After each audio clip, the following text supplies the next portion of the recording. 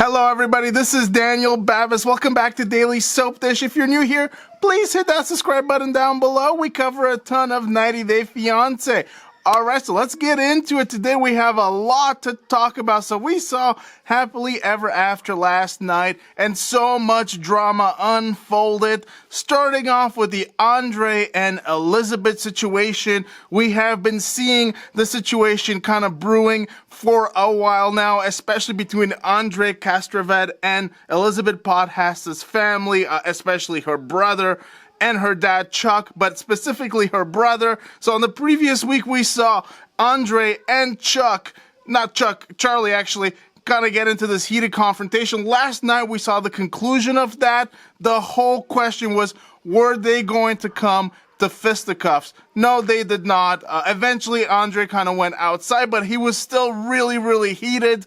So was Charlie. Both of them were referred to as hotheads, basically, by Andrei's brother, who is actually way different than Andrei. His personality is like night and day, and so is Andrei's father's personality. So that is very interesting. But the whole situation, it did not end up in an actual fight.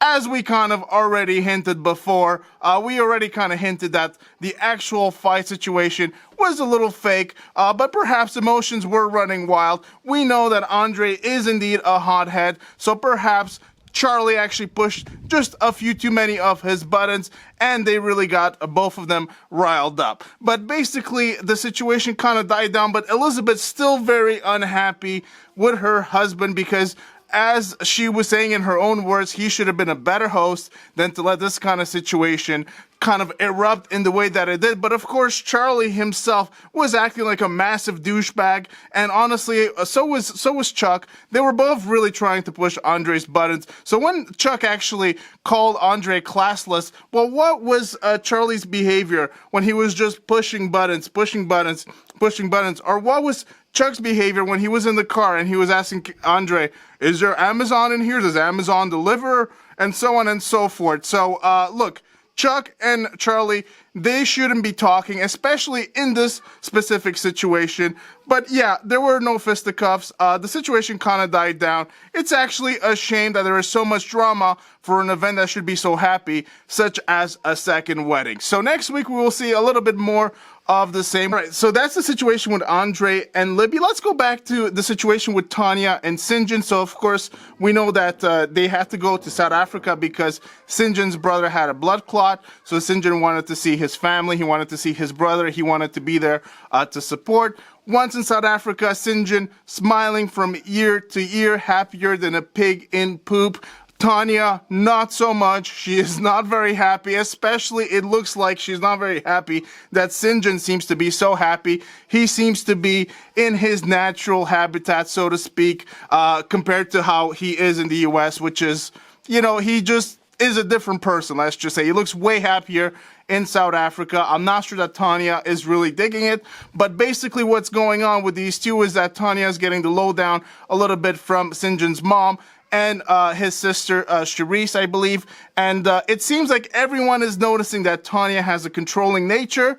And it seems like, you know, everyone believes that Tania is going to have to change if this relationship is going to work. Even though I believe that Syngin's family themselves, they know that Syngin is a party boy, and probably he will have to change if ever he wants to have a serious relationship work. But I believe that everyone knows that that's not who Syngin is. It's just not who he has been, and it's not who he plans on being at the moment. And also, we know that Syngin is actually going out with his friends to go partying, and Tania is like worried that he is going to take it one step too far, which Syngin tends to do quite a bit. I will get more on that story in just a second, but first I want to move on to the Paul and Karine story. Now this story has kind of been blowing up. As you guys know, if you've watched the channel in the previous week or so, there have been tons of videos on Paul and Karine, not just here but everywhere, because of course we've had a live situation between these couple where Karine has actually had a restraining order taken out against Paul in real life, not on the show, not on Happily Ever After, which is filmed of course about last year in the fall, but in real time.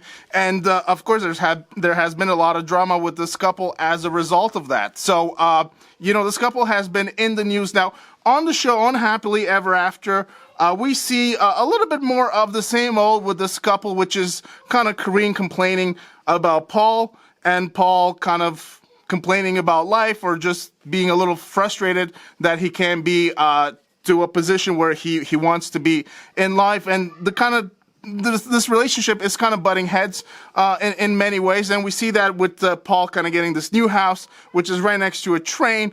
Karine complaining about that back in Brazil. We didn't have any train next to her house. Paul being like, well, yeah, you didn't have any trains, but instead you had lots of gunshots and violence and all kinds of other things, which are, of course, way worse than just simply having a train. But Paul then going on to say that he is going to try to do better in the future. So this is more of the same old with this couple. But of course, we know that in real time, this situation has exploded. It has turned nasty in a hurry, with Karine accusing Paul of rape and other hideous acts of sexual abuse, sexual violence, domestic abuse, domestic violence. If you guys are not aware, you can check out some of the previous videos that we did from about a week ago. It is going to be all detailed in there. So that's where we're at with the Paul and Karine situation.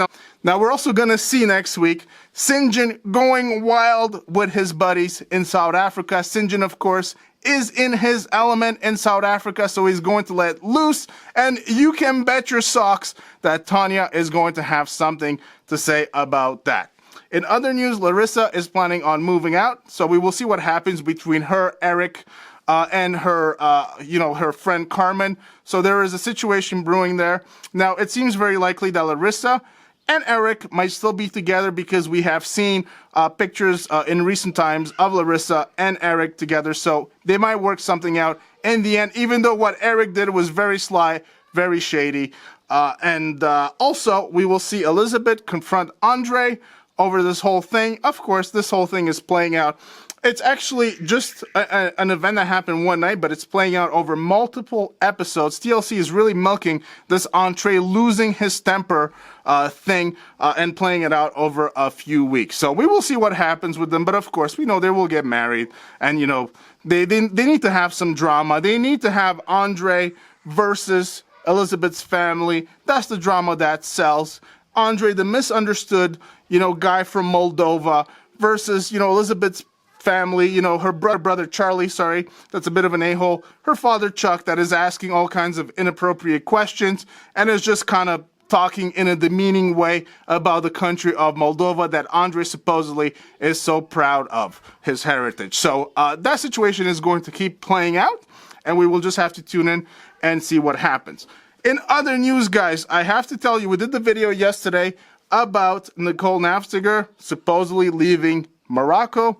Well, she has posted an update, and she has shared a picture that she has touched down in the US. She is back home. So this whole saga, is Nicole stuck in Morocco or not, is finished. We will not hear about it, for some time or ever again.